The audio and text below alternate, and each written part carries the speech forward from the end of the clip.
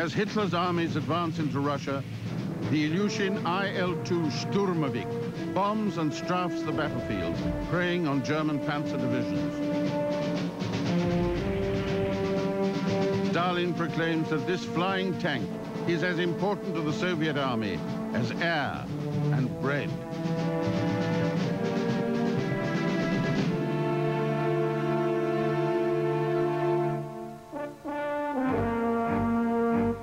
The IL-2 Sturmovik was strong, simple, and easy to maintain. It was heavily armed with cannon and armor-piercing bombs. Its own armor was extraordinary. The forward fuselage was protected by 3/4 of a ton of steel plate, up to 1/4 inch thick.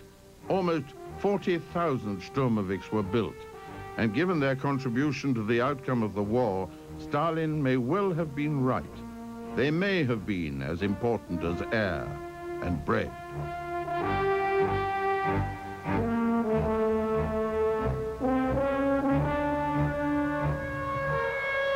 In 1939, the heads of the great Soviet aircraft design bureaus were preparing for war.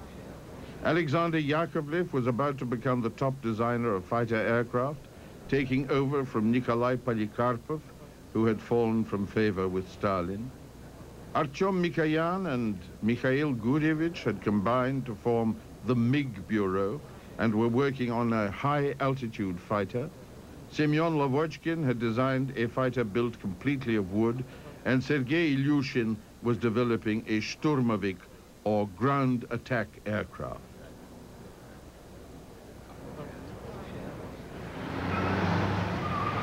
But in 1940 and 41, war with Germany, which the military knew to be inevitable, was far from the minds of the citizens of Moscow.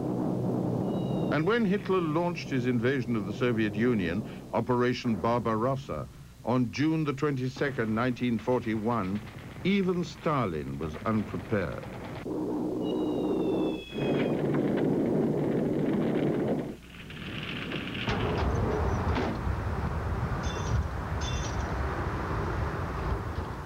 The attack was savage and intense over a wide front and met little resistance.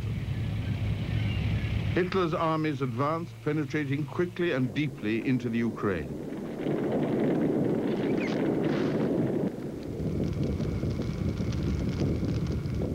Hitler was amazed at the extent of his success and believed that Moscow lay open before him. Soviet surprise at the speed and effectiveness of Hitler's invasion began to abate, and the country struggled to place itself in a condition to resist the growing onslaught. Hitler's armies were pushing into the Soviet Union on 3 fronts, towards Leningrad in the north, Moscow in the center, and Kiev in the south. In the first days of the war, Marshal Timoshenko, the People's Commissar for Defense, ordered a reorganization. The Leningrad, Baltic, Western, Kiev, and Odessa military districts became the northern, northwestern, western, southwestern, and southern fronts.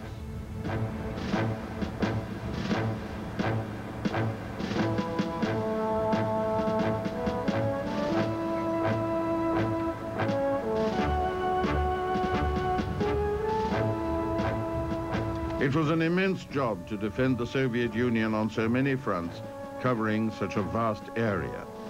And the civilian population had to be placed rapidly on a war footing.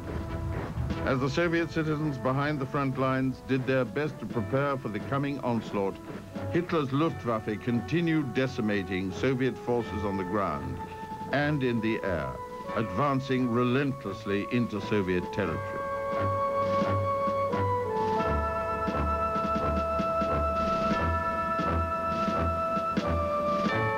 In East Russia and behind the Ural Mountains in Siberia, skeletons of large buildings began to rise above the flat landscape.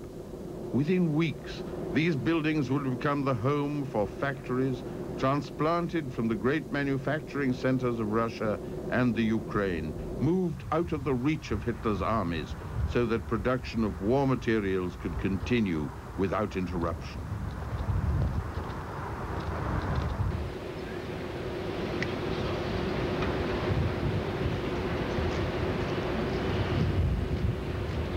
In July, Stalin recovered from his shock at the invasion and took over from Timoshenko as People's Commissar for Defense. By the middle of the month, the German forces had made alarming progress towards the heart of the Soviet Union. Stalin knew that he'd have to throw everything he could at Hitler's advance if cities like Kiev, Leningrad, and even the capital Moscow were to survive through August. It was a desperate situation.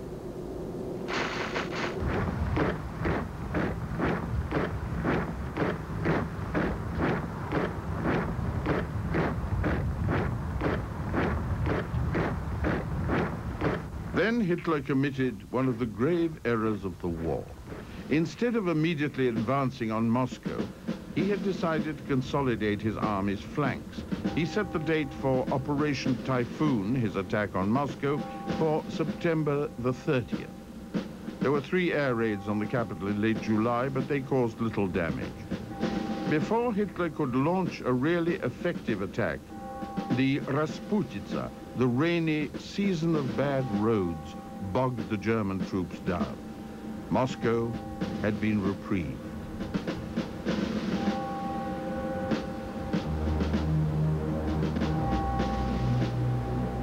There was time to prepare the city for attack. The great Moscow underground railway system, the metro, was a natural air raid shelter.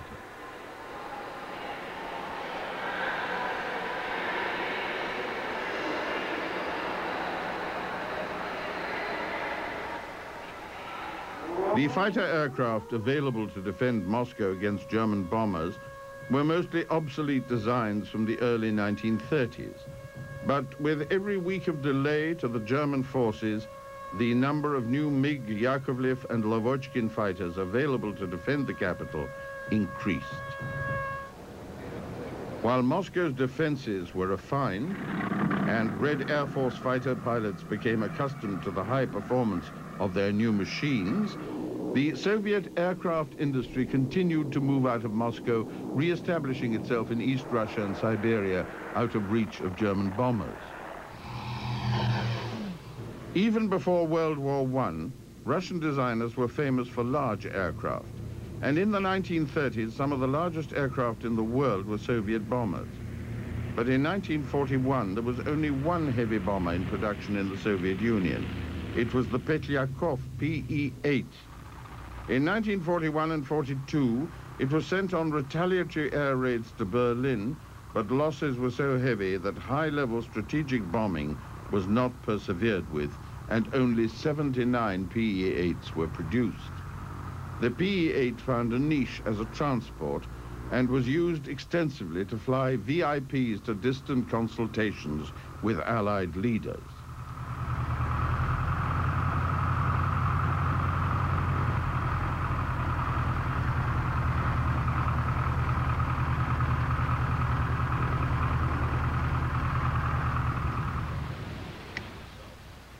In May 1942, this aircraft flew Soviet Foreign Minister Molotov from Moscow to Dundee in Scotland, and then on to Washington, D.C.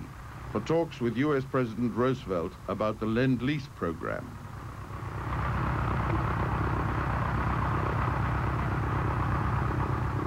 This would not be a war in which strategic bombers could shine, and it would be more than 10 years before another Soviet-designed heavy bomber entered service.